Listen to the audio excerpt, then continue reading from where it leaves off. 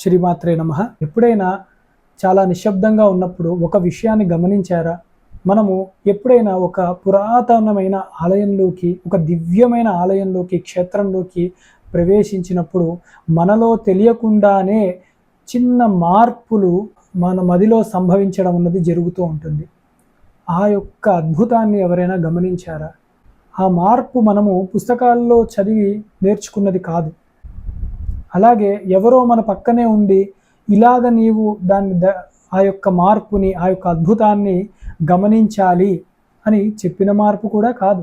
కానీ అంత గొప్ప ఆలయంలో అడుగు పెట్టడంతోనే అద్భుతమైన మార్పులు సంభవిస్తాయి. తెలియకుండా మనలో నెమ్మదితనము, అలాగే ప్రశాంతత, నిరంతరము అటు ఇటు పరిగెడుతున్న మన మనసు కూడా ఒక్క క్షణము అలా ఆగిపోతుంది. కేవలం అక్కడ దేవత విగ్రహ రూపంలో ఉంది అని మాత్రమే అనుకుంటామా?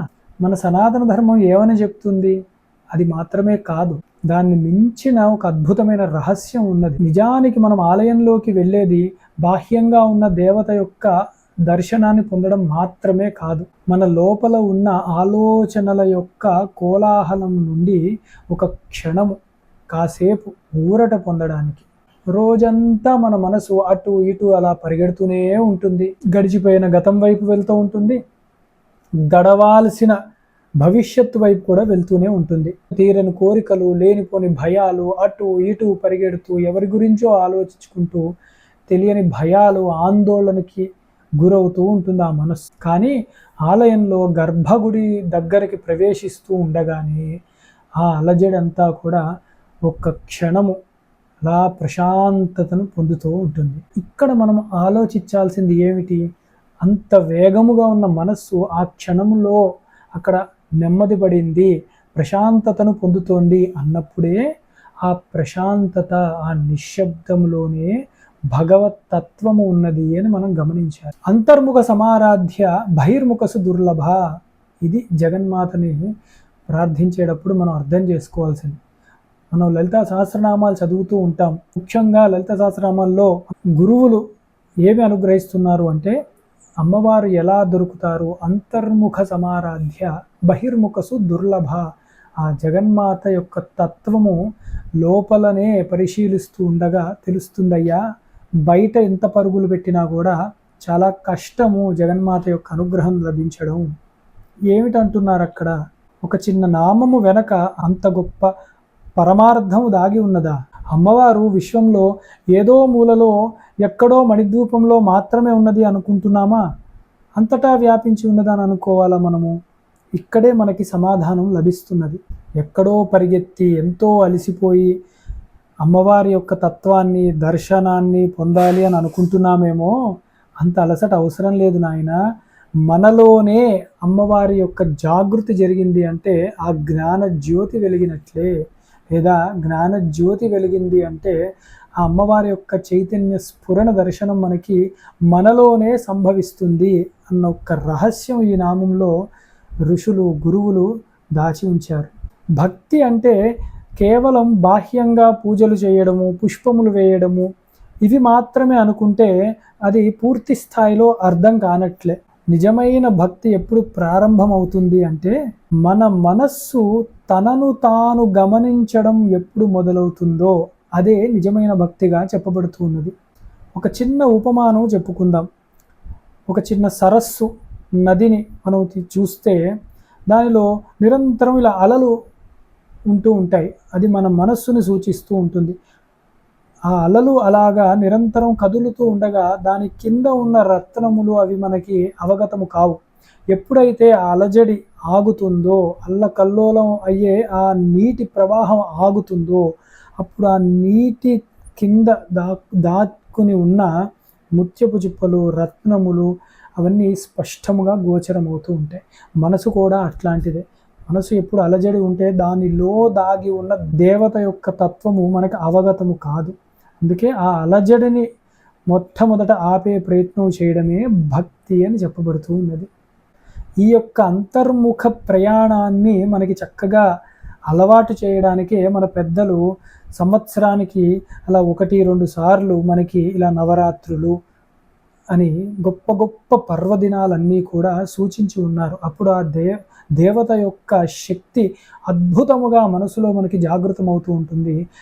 జగన్మాత యొక్క అనుగ్రహాన్ని సంపూర్ణముగా మనం పొందే ఒక యోగము మనకి సిద్ధిస్తుంది. చతురాత్మ్య నవరాత్రులు, 4 ఋతువుల యొక్క రహస్యం.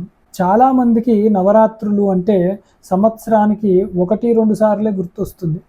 అది సహజం. అవి ఏమిటి అంటే దసరా సమయంలో శరన్నవరాత్రులు అని చేసుకుంటాం అవి. అలాగే శ్రీరామచంద్రమూర్తిని ఆరాధించుకునే నవరాత్రులు, శ్రీరామ నవమి అని ఆ పర్వదినములు కూడా మనకి గుర్తొస్తూ ఉంటాయి. కానీ దేవీ భాగవతం ప్రకారము సంవత్సరానికి అమ్మవారికి సంబంధించిన నవరాత్రులు 4 వస్తాయి. అవి ముఖ్యమైనవనే చెప్తూ ఉన్నవి. అవి ఏమిటి అంటే ఆషాఢ మాసంలో వచ్చే నవరాత్రులు, శరన్నవరాత్రులు, మాఘ నవరాత్రులు, అలాగే వసంత నవరాత్రులు. వీటిల్లో ముఖ్యంగా మనకి తెలిసినవి ఏమిటి అంటే దసరా, శరన్నవరాత్రులు, అలాగే చైత్రమాసంలో వచ్చే వసంత నవరాత్రులు. కానీ మనకి ఆషాఢం, మాఘ మాసంలో వచ్చేవి కూడా నవరాత్రులే, కానీ గుప్త నవరాత్రులు అన్నారు. రహస్యముగా ఉన్న నవరాత్రులు అని అర్థం. ఏమిటా రహస్యము? అదే ఇప్పుడు తెలుసుకోబోతున్నాం. గుప్త అన్న నామముతో రహస్యముగా అని చెప్పబడుతూ ఉన్నది. ఏమిటా రహస్యము అంటే వసంత ఋతువులో వచ్చేవి, అలాగే శరత్ ఋతువులో వచ్చే నవరాత్రులు చక్కగా అద్భుతముగా వైభవముగా మనము పందిర్లు వేసి మరీ అమ్మవారి అనుగ్రహానికి పాత్రలవ్వడానికి ఆరాధన చేస్తూ ఉంటాం. కానీ ఈ యొక్క గుప్త నవరాత్రులు మటుకు ప్రదర్శన లేకుండా, బాహ్యముగా కాకుండా ఆంతరంగికముగా ఆరాధించడమే దీనిలో ఉన్న ముఖ్య ఉద్దేశం. కేవలము సాధకుడు, భక్తుడు తన గదిలో, తన మందిరములోనే ఉంటూ తన మనస్సులో జగన్మాతను ఆరాధిస్తూ ఉండడమే ఇక్కడ గొప్ప విశేషముగా చెప్పబడుతూ ఉన్నది. దీన్నే అంతర్యాగము, అంతర్గత యజ్ఞము అని చెప్పబడుతున్నది. బాహ్య నవరాత్రులు ఎప్పుడూ కూడా సమాజ క్షేమం గురించి చేస్తూ ఉంటారు. ఇలాంటి గుప్త నవరాత్రులు ఆత్మ ఉద్ధరణ గురించి చేస్తూ ఉంటారు. అంటే అంతఃశుద్ధి గురించి గుప్త నవరాత్రులను సాధకుడు చేసుకుంటూ ఉంటాడు. గుప్త సాధన నిశ్శబ్దంలో పెరిగే శక్తి. ఈ ఆధునిక ప్రపంచంలో బాగా అలవాటైపోయింది ఏమిటి అంటే బాహ్యంగా అన్నీ చేసుకోవాలేమో అన్న ఒక ఆలోచన సహజంగానే అందరికీ వస్తుంది. అంటే ఉదాహరణకు ఎవరో గుడికి వెళ్ళారు, కొన్ని దానాలు చేశారు, పూజలు చేయించుకున్నారు, ప్రదక్షిణలు చేశారు. ఇవన్నీ కూడా మళ్ళీ చెప్పుకోవడం అలవాటు అవుతూ ఉంటుంది. ఏదో ఒక మాధ్యమాన నేను ఇంత పని చేశాను, ఇంత దానం ఇచ్చాను, ఇంత పూజలకు కట్టాను, ఇంత శ్రమ పడ్డాను అని ఇలా బాహ్యముగా అంటే ఒక రకంగా ఆడంబరాలకి పోవడం అన్నది చాలా అలవాటు అయిపోయింది ఆధునిక ప్రపంచంలో. అందుకే సాధన కూడా ఒక ఆడంబరము, బయట ప్రదర్శించాలి అని అనుకుంటే అది పొరపాటు. కానీ ఇక్కడ మనం ఏమి నేర్చుకోవాలి అంటే ఇక్కడ ప్రకృతిలో ఒక గొప్ప విషయాన్ని మనం గమనించాలి. ఒక విత్తనం, ఉదాహరణకు ఒక విత్తనాన్ని తీసుకుంటే ఆ విత్తనము భూమి పైనే ఉంటే అది పెరుగుతుందా? అది మొలకెత్తుతుందా? అది ఎప్పటికీ సంభవం కాదు. అదే విత్తనము భూమి లోపల చక్కగా నాటితే అది ఆ చీకటిలో, ఆ నిశ్శబ్దంలోనే, ఎవ్వరూ చూడకుండా ఉన్న సమయంలోనే అద్భుతముగా దాని సాధన అన్నది అక్కడ ఫలిస్తూ ఉంది. ఆ విత్తనమే భూమి లోపలే రూపాంతరాన్ని చెంది బయటికి భూమిని చీల్చుకుని ఒక చక్కటి మొలకలాగా వచ్చి ఆ తర్వాత గొప్ప మహావృక్షముగా కూడా తయారవుతుంది. మనలో ఉన్న ఆధ్యాత్మిక శక్తి కూడా అంతే. దాన్ని ఎంత గుప్తంగా ఉంచితే అంత శక్తివంతముగా మారుతుంది. ఈ ఆషాఢ గుప్త నవరాత్రులు అనేవి కూడా ఒక సాధకుడు తన ఏకాంతంలో కూర్చుని తను అంతర్మథనాన్ని చేసుకునే ఒక గొప్ప అవకాశము. తనలో తానికి కలిగే అలజడులను లేదా తనలో ఉన్న బలహీనతలను, తనలో ఉన్న లోపాలను ఒంటరిగా కూర్చుని అవి నిజముగా సాధకుడు తెలుసుకుని వాటిని ఎలా అధిగమించాలి, దైవ శక్తిని ఎలాగా తనలో పెంపొందించుకోవాలి, బాహ్యముగా ఉన్న అలజడులన్నీ కూడా ఎలాగా వాటినన్నిటిని కూడా అధిగమించాలి, కామక్రోధ లోభాదులు ఇలాంటి దుర్గుణములు, దుర్వ్యసనముల వైపు మనసు వెళ్లకుండా ఎలా నిగ్రహించాలి అని ఒక అంతర్మథనాన్ని చేసి అమృతతత్వమైన జగన్మాత యొక్క అనుగ్రహాన్ని ఎలా పొందాలి అని సాధన చేయడమే ఈ యొక్క గుప్త నవరాత్రుల యొక్క విశేషం. అందుకే ఈ నవరాత్రులు ఎవరైతే నిష్టగా సాధనకి వినియోగించుకుంటారో మిగతా సమయంలో చేసే పూజల కన్నా అభ్యాసం కన్నా ఈ నవరాత్రుల్లో చేసే అభ్యాసము 1000 రెట్లు ఫలితాన్ని ఇస్తుందని శాస్త్రకారులు మన పూర్వీకులు కూడా చెప్తూ ఉంటారు. ఎందుకంటే ఇక్కడ ఏకాగ్రత చాలా ప్రధానమై ఉన్నది. బాహ్య ఆకర్షణలు కూడా మనకి లేనే లేవు కాబట్టి మనలో మనమే అంతర్ముఖత్వాన్ని పొందుతూ ఉంటాము. వారాహీదేవి, ఇవి వారాహి నవరాత్రులు అంటున్నాం. అధఃపాతాళం నుండి ఉద్ధరించే ఒక గొప్ప శక్తి వారాహి మాతని సూచిస్తూ ఉన్నది. ఈ ఆషాఢ మాసం గుప్త నవరాత్రులు అంటున్నాం. ఈ గుప్త నవరాత్రుల్లోకి అధిష్టాన దేవత ఎవరు, ఏ దేవతను ఆరాధించాలి? అంతటా ఉన్నది ఒక జగన్మాతయే. ఆ జగన్మాతను ఏ రూపంలో ఆరాధిస్తే ఈ ఆషాఢ మాసంలో, ఈ ఆషాఢ నవరాత్రులలో మనకి శీఘ్రముగా ఫలము వస్తున్నది అన్న విషయాన్ని ఇప్పుడు తెలుసుకుందాం.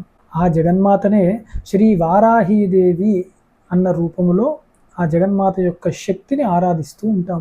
సేనాధిపతి లలితా పరాభట్టారిక త్రిపురసుందరి జగన్మాత యొక్క సైన్యాధ్యక్షురాలు దండినీదేవి, ఆవిడే వారాహి అని పిలువబడుతూ ఉన్నది. వారాహీదేవి యొక్క రూపాన్ని చూసి చాలామందికి ఒక అపోహ, భయపడుతూ ఉంటారు. అమ్మవారు ఇలా ఉన్నారు, ఉగ్రంగా ఉన్నారు, ఏమిటి అసలు ఆ రూపం ఏమిటి ఇలా ఉన్నది అని. మానవ దేహం ఏమిటి, వరాహ ముఖము ఉన్నది ఏమిటి, అందులో జగన్మాతకి అలా ఎలాగ అర్థం చేసుకోవాలి అని కంగారు పడుతూ ఉంటారు చాలామంది. ఆ తత్వాన్ని అర్థం చేసుకునే ప్రయత్నం చెయ్యరు. కానీ శాస్త్రాన్ని క్షుణ్ణంగా అర్థం చేసుకుని ఉంటే ఆ రూపము వెనక ఉన్న కరుణ, ఆ రూపము వెనక ఉన్న విజ్ఞానము అర్థమవుతుంది చక్కగా. పూర్వము హిరణ్యాక్షుడన్న భయంకరమైన రాక్షసుడు భూమిని వాడు దొంగలించి నీటి లోపల ఎక్కడో దాచేస్తే శ్రీ మహావిష్ణువు తను వరాహస్వామి, యజ్ఞవరాహస్వామి అవతారాన్ని తీసుకుని ఆ భూమిని తన 2 కోరలతో కూడా ఉద్ధరించి ఆ రాక్షసుని సంహరించారు. అదేవిధంగా మన మనస్సు యొక్క ఆలోచనలలో కనపడకుండా పోయిన ఒక శక్తి, ఆత్మతత్వము, ఆత్మ చైతన్యము, అవన్నిటినీ కూడా వారాహి అమ్మవారు తను ఆ లోపలికి కూడా ఆవిడ యొక్క శక్తితో వెళ్ళి ఆత్మతత్వాన్ని, జ్ఞానాన్ని, చైతన్యాన్ని, ధైర్యాన్ని ఆవిడ ఉద్ధరిస్తుంది, మనకి బలాన్ని చేకూరుస్తుంది. కాబట్టి ఆవిడ దండినీదేవి, ఆవిడే వారాహీదేవి. మన యొక్క చీకట్ల నుండి, అంధకారం నుండి, భయాల నుండి, మానసిక రుగ్మతల నుండి బయటికి తీసుకొచ్చే దేవే వారాహీదేవి. ఆవిడ తీసుకురావడమే కాదు, మనల్ని ఉద్ధరిస్తుంది. అంటే మనల్ని పైకి ఎత్తి స్థిరముగా ఉండేటట్టు కూడా చేసేది వారాహీదేవి. మనం ఏ రంగంలో ఉన్నా, చదువుకునే వాళ్ళమైనా, ఉద్యోగాలు చేసే వాళ్ళమైనా, వ్యాపారం చేసే వాళ్ళమైనా, ఇల్లుని చక్కదిద్దే ఒక గొప్ప పని చేస్తున్నా కూడా, ఏ రంగంలో ఉన్నా కూడా వారాహీదేవి యొక్క ఆరాధన వల్ల మనము స్థిరత్వాన్ని పొందుతూ ఉంటాం. ఎక్కడా కూడా స్థిరత్వం ఉండట్లేదండి. ఏ విషయంలో కూడా స్థిరత్వం ఉండట్లేదు. మనసు కూడా స్థిరంగా ఉండట్లేదు, ఆలోచనలు స్థిరంగా ఉండట్లేదు అని అనుకునే వాళ్ళందరూ వారాహీదేవి యొక్క ఆరాధన వల్ల స్థిరత్వాన్ని పొందుతారని చెప్పడంలో ఏమాత్రము అతిశయోక్తి లేదు. అమోఘమైన, అద్భుతమైన ఫలితములు వారాహి అమ్మవారు ఇవ్వగలరు. మరి ఈ ఆరాధన ఎలా చేద్దాము? ఇవాళ మొట్టమొదటి రోజు వారాహి అమ్మవారి నవరాత్రుల్లో మరి ఎలాగ ప్రారంభిద్దాము అంటే, ఏ పెద్ద పెద్ద ఆర్భాటాలు పోవద్దు. చక్కగా సాయం సంధ్య వేళ చక్కటి నేతి దీపాన్ని పెట్టుకొని నమస్కారం చేసుకొని అమ్మవారిని స్మరిస్తూ మనసులో ఏ మంత్రము లేదు, ఏ జపము లేదు, కాసేపు చక్కగా కళ్ళు మూసుకుని నిశ్శబ్దముగా కూర్చోండి. ఎటువంటి మంత్రము చదవద్దు, ఎటువంటి కోరికలు కూడా మనసులో రానివ్వద్దు. కేవలం మనసులో ఇలా అనుకోండి, అమ్మ జగన్మాత వారాహీదేవి, నా మనసులో ఉన్న చీకట్లను, భయాలను, కష్టాలను, అజ్ఞానాన్ని నీవు ఈ 9 రోజుల్లో తొలగించవలసినది తల్లి అని మనస్ఫూర్తిగా ప్రార్థించండి. ఆ వెలుగు మీతో మాట్లాడుతుంది. ఆ నిశ్శబ్దంలో మీకు ఒక శక్తి తోడవుతుంది. ఇదే గుప్త నవరాత్రుల్లో మనము ఆరాధించే ఒక చక్కటి పద్ధతి. తర్వాతి భాగంలో ఒక అద్భుతమైన రహస్యాన్ని మీతో పంచుకోబోతున్నాను.